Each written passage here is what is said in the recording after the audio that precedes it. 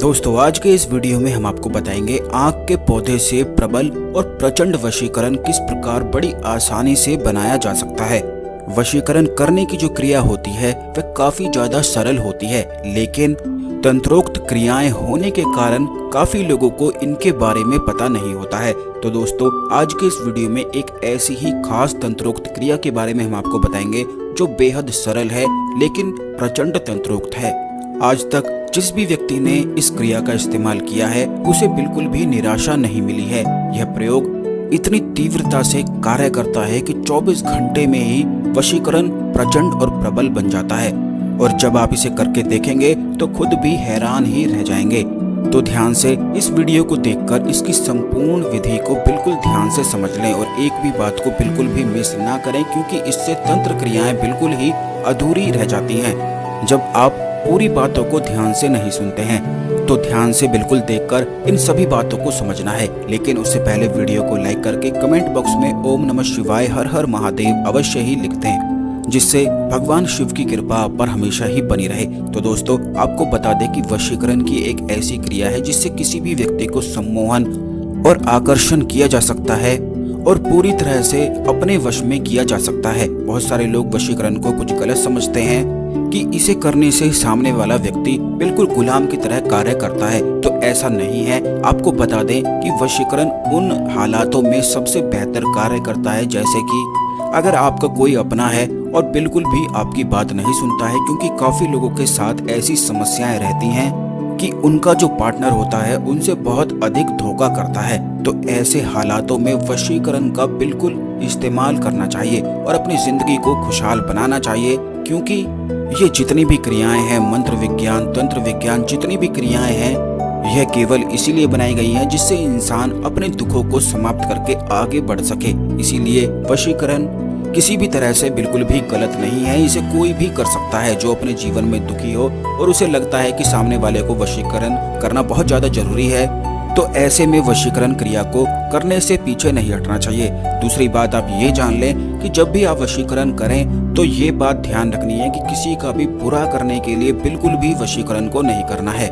वशीकरण को केवल तभी करना है जब सामने वाले व्यक्ति का भी उसमें फायदा हो, यानी कि जैसे काफी लोग पति पत्नी आदि होते हैं या कुछ ना कुछ रिलेशनशिप होता है, तो उन हालातों में वशीकरण कर लेना चाहिए। लेकिन जब दूसरे का नुकसान होने वाला हो तो ऐसे में वशीकरण बिल्कुल भी ना करें। आपको बता दें कि वशीकरण बड़ी ही ज्यादा सात्विक क्रिया है, यानी कि बहुत ही ज्यादा पवित्र क्रिया है, और इसे बिल्कुल पवित्र तरीके से ही करना चाहिए। इसे बिल्कुल भी गंदा समझकर या गंदे कार्य के लिए बिल्कुल भी ना करें। तो इसीलिए आपको इस क्रिया को बिल्कुल भी मिसयूज नहीं करना है।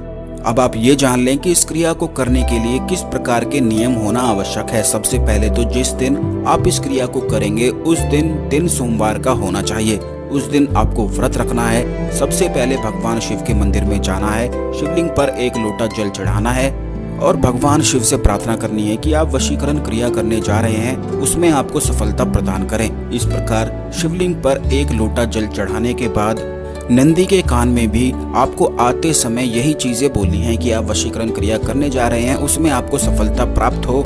इस प्रकार की प्रार्थना आपको करनी है। इसके बाद आपको कहीं पर ऐसी जगह जाना है जहाँ पर आंख के पौधे होते हैं। आंकड़े के पौधे आपको तलाश करने हैं, तो ऐसे स्थान पर आपको जाना है जहाँ पर कोई भी आपको बिल्कुल भी डिस्टर्ब ना करे।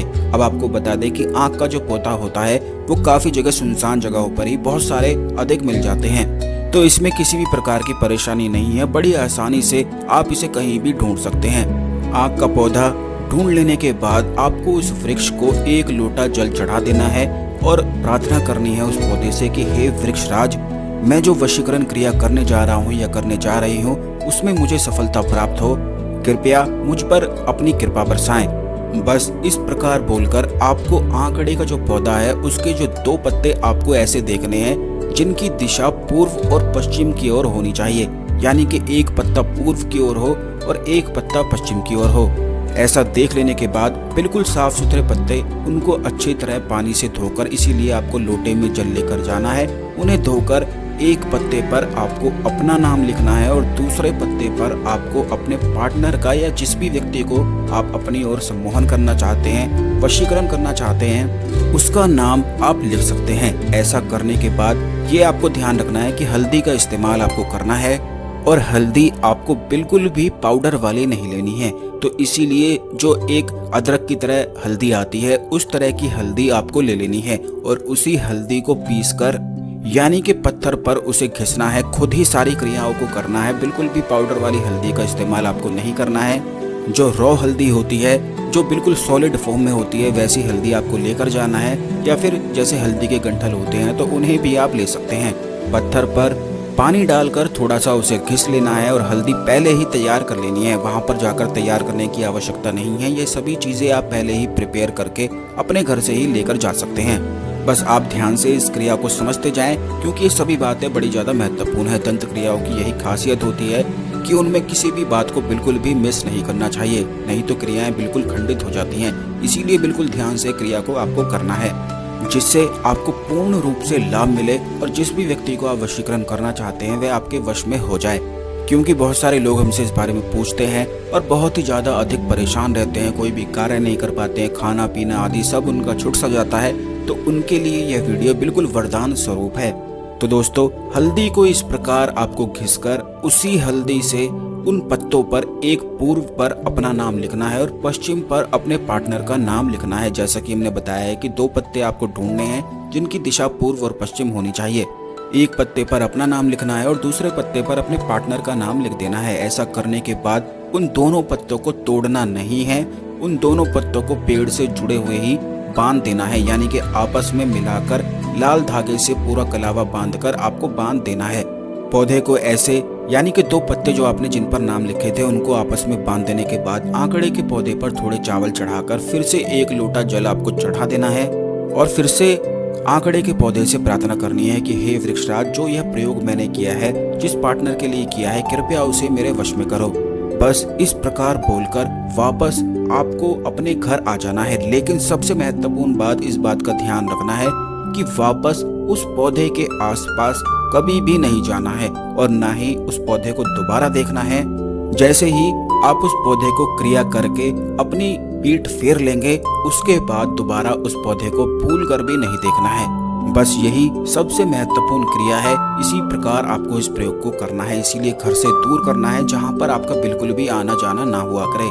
बस एक बार का ही प्रयोग है, बड़ी आसानी से किया जा सकता है, कोई भी बाधा नहीं है, कोई भी परेशानी नहीं है। और इस प्रयोग को करते ही 24 घंटे में ही आप खुद देखेंगे कि जो आपका पार्टनर है वो आपके लिए ऐसा तड़पने लगेगा कि आप खुद भी हैरान रह जाएंगे।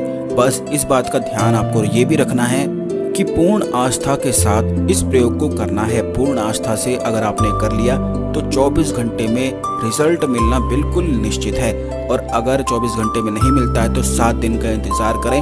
7 दिन में बिल्कुल ही निश्चित ही रिजल्ट मिलता है।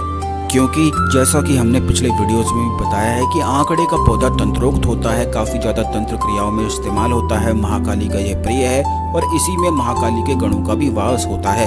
तो जैसे ये वशीकरण क्रिया आपको बताई गई है, बिल्कुल उसी प्रकार इस क्रिया को आपको करना है। इससे पूर्ण रूप से जो आपकी परेशानी है कि आपका पार्टनर आपको मिल नहीं रहा है, आपसे धोखा कर रहा है, ये सभी परेशानी खत्म हो जाएगी। आशा करते हैं आपको हमारी जानकारी पसंद आई होगी। ओम नमः शिवाय, हर हर महादेव।